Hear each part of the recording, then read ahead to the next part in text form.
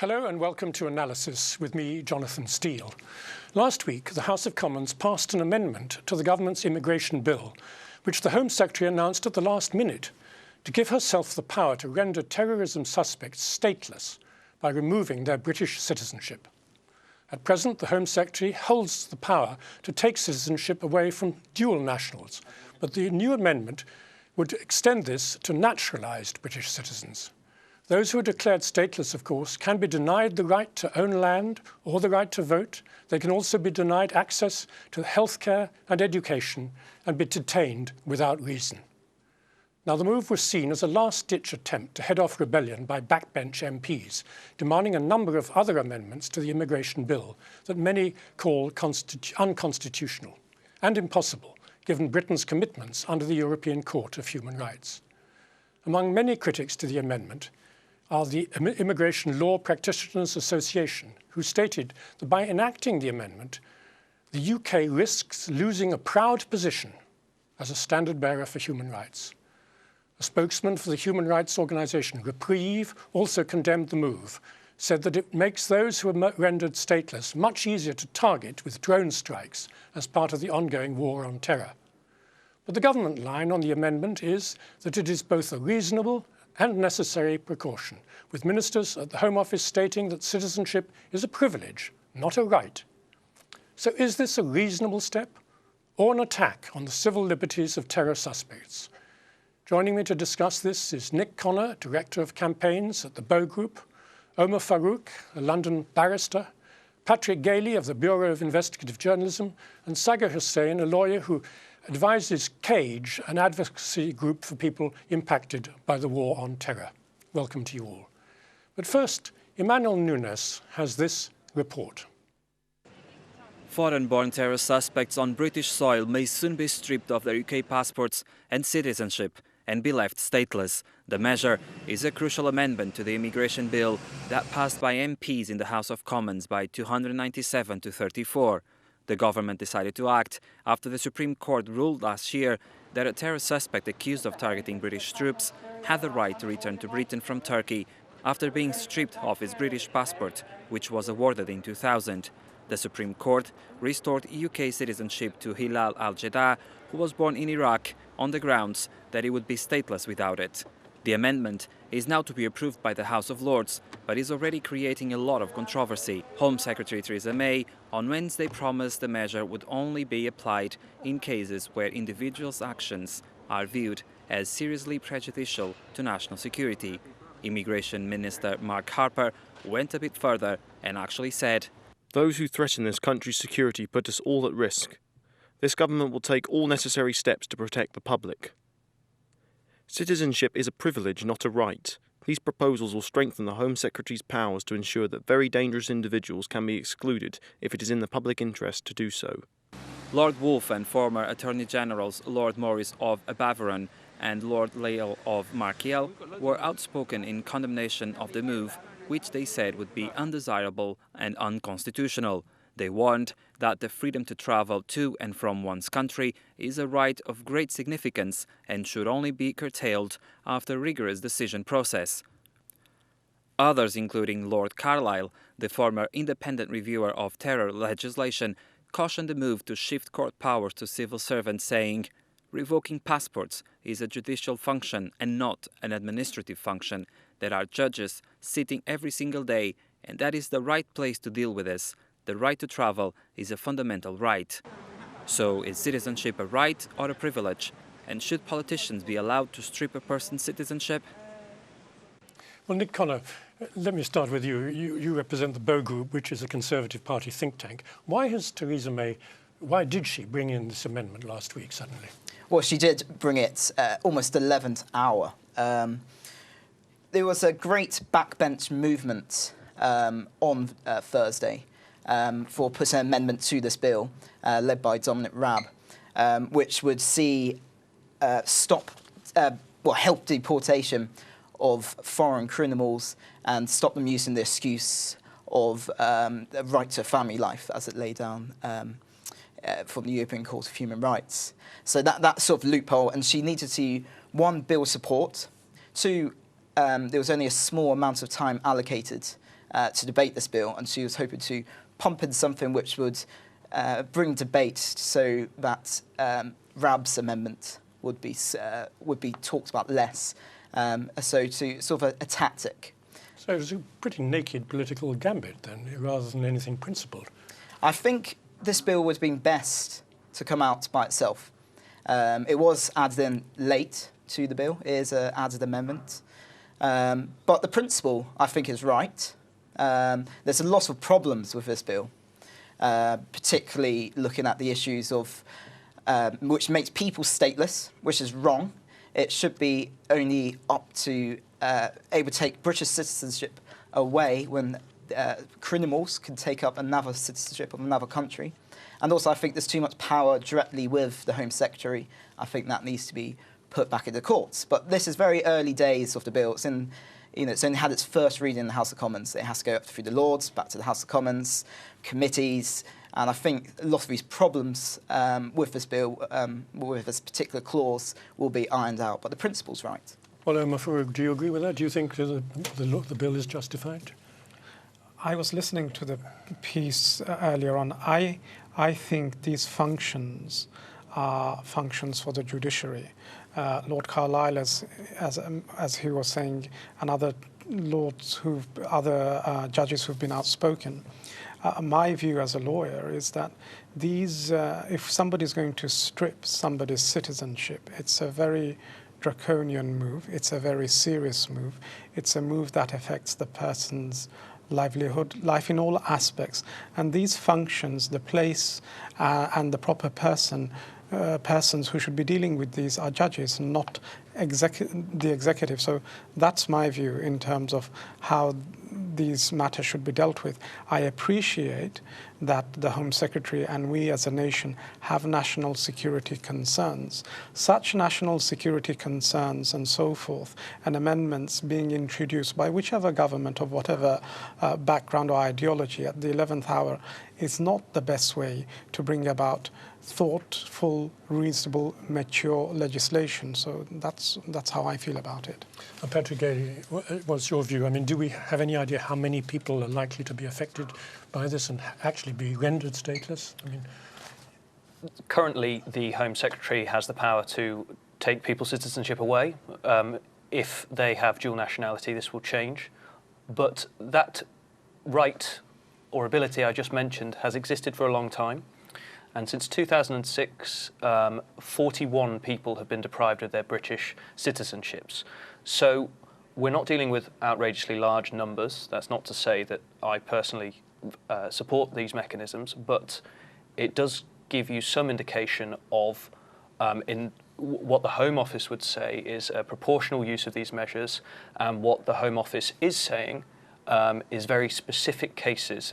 One of their main justifications for trying to amend this bill in order to allow the revocation of people who do not have another nationality. One of their defences was this will not be used arbitrarily, and it will only be done in very specific circumstances where it's conducive to the public good. Conducive to the public good, I may add, based solely on the balance of probabilities as judged by the Home Secretary, which I think is where a lot of people's problems with this lie. Well, Sagar Hussain, I mean, looking at it from the point of view of people who might be affected by this legislation, what would it actually mean to them? I mean, could they just be deported automatically once they're stateless, just kicked out of the country? Well, judging by the government's previous behaviour, what I've seen in about 3 or 4 cases, particularly 3 cases, where those individuals who I know personally have been harassed by security services or by police officers on the street, where they felt, according to their testimony, that they had to leave the country because the harassment was too severe. When they're outside the country, that's when the citizenship is deprived. That's when the notice is given. So making it virtually impossible for them to comply with this short time limit by which to appeal, and then to actually sort of liaise with their lawyers to complete legal aid forms and to give proper instructions to actually challenge it. So I'm sorry, this is a totally disingenuous, politically motivated actions of a very hostile Home Secretary. If you've got no citizenship, how can you go abroad? You can't travel. So No. What they've done in the past is no, they've but waited I'm till they've saying gone under abroad. the So new amendment. as far as the new amendment is concerned, it remains to be seen how it's going to be done. I still suspect that kind of activity will continue, where there will be harassment, there will be almost possibly incentives, or there'll be some person will be under surveillance. They'll wait until they go out, because if they're in this country, then it doesn't. I suppose it makes it slightly easier for the person to get remedy, go to the courts, appeal within a time limit. So I just don't, from previous experience, I just think that civil servants and particularly politicians have been deliberately trying to avoid due process for the individuals concerned. But could the people not go to the courts and say, I've been deprived of my right to travel abroad because I've got no citizenship? Absolutely. No, that right exists. But remember, we've had a few cases now where people's passports have been removed, so we still remain to be seen, as Patrick says, how it's going to be shaped out, the actual bill. But where we have people in this country whose passport has been withdrawn from them, that's the most closest analogy. We need to see from there as to their ability to challenge that. Are they able financially to challenge the powerful state? Are they able to challenge, more importantly, even the secret evidence that is presented? And remember, when we have secret courts now, it's a part and parcel of the British legal system now, whenever anything substantive, anything interesting comes along where the defence or the appellant's team wants to have a look at, suddenly they're thrown out of court. So they're not even given access to that evidence. So the possibility of challenging an executive order of a very sort of hostile Home Secretary becomes more and more difficult. And we've also seen, if I may so conclude, with the rhetoric that's being used by the politicians, that the judges themselves have been put under lots and lots of pressure. So, for example, in one of the cases where we talked about earlier, where the Supreme Court, the Jeddah case, actually overruled the Home Secretary, and totally abruptly, Theresa May has come along, used her majority in Parliament, and pushed through a piece of legislation to overthrow the Supreme Court's decision. Well, Mafoud, let me come back to you. I mean, surely this must be against the European Convention on Human Rights, isn't it? I mean, do any other European members have this kind of legislation on their books? Not as far as I know. I'm not an expert on the European Convention of Human Rights or human rights law, but certainly human rights-based arguments will be raised by people for their right to life, right to live, right to work, right to travel. All of those Article 8-based arguments will be raised by people who are at the blunt end of this. And I think one of the ways to sort of imagine how one can feel and be affected by this is, for example, for one of us to put ourselves into that situation. You know, let's take somebody's passport away for a while and you want to travel and you can't travel and you're confined. And one of the analogies before we started the program that came to mind was, I remember collective punishment or collective stripping of citizenship of, I think it was about 400 intellectuals and individuals by Israel who are dumped on the Lebanese border when I think I was at bar school or so at the time, some time ago. And these people were made stateless, and then other governments and other people had to come along and help and take them. I think this is not just the law. We in England, we are held as being one of the best countries in terms of certainty, in terms of justice. We are the mother of Parliament. People try and imitate our laws, our courts. So beyond how we are treating some citizens, I think our international standing across the world is going to be affected. And I think it's a very bad image for our country as a whole to have such laws. But as far as I know, I don't think any other European countries have such laws. But I think my colleague, Mr. Sagir, might have an idea. I think the point there is there will certainly be challenges at the European Convention under those rules, but there's also under United Nations Convention signed. You can't just make somebody stateless. So it's going to be a very difficult order for the government to actually pass it through. It's not going to be easy. But unfortunately, we have seen some remarkable piece of legislation go on in the last 10 years. So I wouldn't sort of, if I was a betting man, I wouldn't bet my house they wouldn't necessarily go through, and that the government would find some ways of trying to enforce that and let the judges sort of be, overrule them later. But I wanted to come back, but one thing I do have, regardless of whatever laws and amendments are being passed, of course we're a democratic country, and if we're not happy with our politicians, we may bring about some change. But one thing I have a very strong belief that our judges are independent, they are fair-minded, and actually they don't have to be interventionists. They are very, very fair. And if such laws they come across in the courts and so forth, we've already heard the judiciary what they have to say. So I have a great belief that our court system and our judges are not going to let these things go by willy-nilly. Let me come to you. We've just got about 2 minutes before the end of the first segment. This soundbite, which sounds very attractive, citizenship is not a privilege, is a privilege, not a right. Does that actually have any basis in law? Of course. It's not a right for anyone in the world to come here and become British. Well, they mean British citizenship is a right. It's a privilege. In citizenship for people under the Universal Declaration of Human Rights, is there not a basis for citizenship, not British citizenship? And that's not what they're saying. No, okay, there is a problem with this current legislation, which could end up people being rendered citizens, have no state. I think that's probably going to be ironed out, probably in the Lords. I think what you'll find is people being stripped of their British citizenship, having been adopted by the nation which of the citizenship they previously had. Now, I think we've lost the point here. These people are known, in many cases convicted criminals, terrorists, and very dangerous people. Now, where the word privilege comes in, we welcome people who come into this country, want to join in our fantastic society, want to work hard, want to contribute. Only today I was at a wonderful mosque celebrating the sacrifice people from all around the empire did during the First World War. And I was there with soldiers who are first-generation British from Pakistan, West Indies, community leaders, these people who want to make Britain something, a country, and they believe in British values.